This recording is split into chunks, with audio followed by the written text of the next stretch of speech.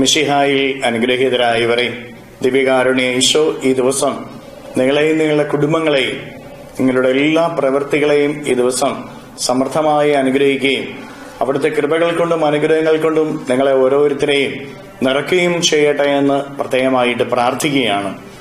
വിശുദ്ധ ലൂക്കായുടെ സുവിശേഷത്തിന്റെ 11-ാമത്തെ അധ്യായത്തിന്റെ 14 മുതലുള്ള തിരുവചന ഭാഗങ്ങളിൽ നമ്മൾ വായിച്ച് ധ്യാനിക്കുന്നത് ഒരു ഊമനായ പിശാചിനെ ഈശോ ബഹിഷ്കരിച്ചു കഴിഞ്ഞപ്പോൾ ഈ പിശാച് പുറത്തുപോയി.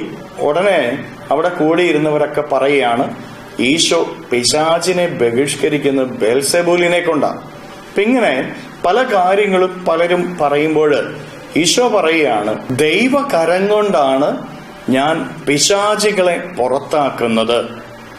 തുടർന്ന് പറയുകയാണ്, ശക്തനായ ഒരുവൻ ആയുധധാരിയായി തന്റെ കൊട്ടാരത്തിന് കാവൽ നിൽക്കുമ്പോൾ അവന്റെ വസ്തുക്കൾ സുരക്ഷിതമാണ്.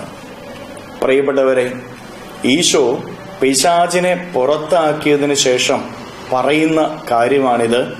ശക്തൻ ആയുധധാരിയായി ഭവനത്തിന് കാവൽ നിൽക്കുമ്പോൾ ആ ഭവനം സുരക്ഷിതമാണ്.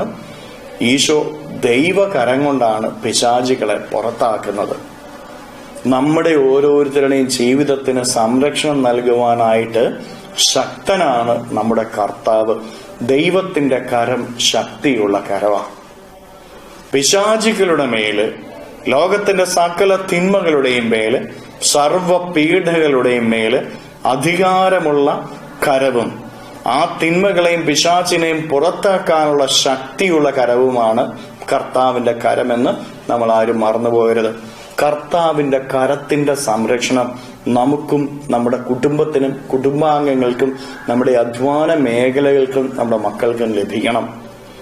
ശക്തനായ ദൈവത്തിന്റെ കരം യെശയ്യാ 59:1 പറയുന്നില്ലേ, കർത്താവിന്റെ കരം കുറുകിപ്പോയിട്ടില്ല.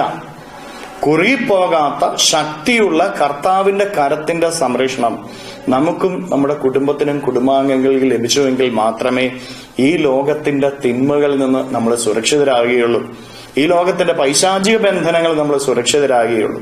അതുകൊണ്ട് പ്രിയപ്പെട്ട ദൈവമക്കളെ, നമുക്ക് ഓരോ നിമിഷവും ഈശോയുടെ ശക്തമായ കരത്തിന്റെ സംരക്ഷണം ആവശ്യമാണ്. അതിനുവേണ്ടി കർത്താവിനോട് നമ്മൾ ഓരോരുത്തരും ചേർന്ന് നിൽക്കണം.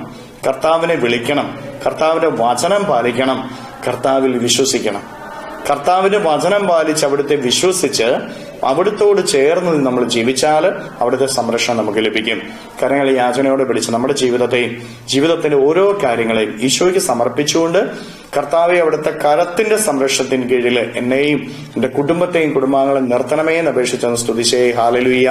ഈശോയെ നന്ദി. Hallelujah, hallelujah, hallelujah, hallelujah, hallelujah, hallelujah, hallelujah. കർത്താവ് ഈശോയെ മക്കളെ ഓരോരുത്തരെയും സമർപ്പിക്കുന്നു. ഇവരെ ഓരോരുത്തരെയും അനുഗ്രഹിക്കണമേ, ആശീർവദിക്കണമേ. അങ്ങയുടെ ശക്തമായ സംരക്ഷണത്തിന് കീഴിൽ നിൽക്കുവാനുള്ള കൃപ ഇവർക്ക് നൽകണമേ. ഈശോയെ അങ്ങയുടെ കര ഇവരുടെ മേൽ ഉയർത്തണമേ. ഇവരെ ആശീർവദിക്കണമേ. ഇവരെ സംരക്ഷിക്കണമേ. ഇവരുടെ ജീവിതത്തിൽ നിന്ന്, ജീവിതത്തിന്റെ വഴികളിൽ നിന്ന് സർവ്വ തിന്മകളും ബന്ധനങ്ങളും കെട്ടുകളും പിശാചിന്റെ ഉപദ്രവങ്ങള്, നാരകീയ ശക്തിയുള്ള പ്രവർത്തനങ്ങള്, പൈശാചിക ശക്തിയുള്ള ഉപദ്രവങ്ങള് ഈ ദിവ്യകാരുണ്യത്താൽ ബന്ധിച്ചു നിർവീര്യമാക്കി നരകാഗ്നിയിലേക്ക് അട്ടിപ്പായിക്കുന്നു. എല്ലാ കെട്ടുകളും ഇവരുടെ ജീവിതത്തിൽ നഴിയട്ടെ എന്ന് കൽപ്പിക്കുന്നു. Hallelujah, hallelujah, hallelujah, hallelujah. നിത്യപിതാവും പുത്രനും പരിശുദ്ധാത്മാവുമായി സർവേശ്വര എന്നേക്കും ആമേൻ.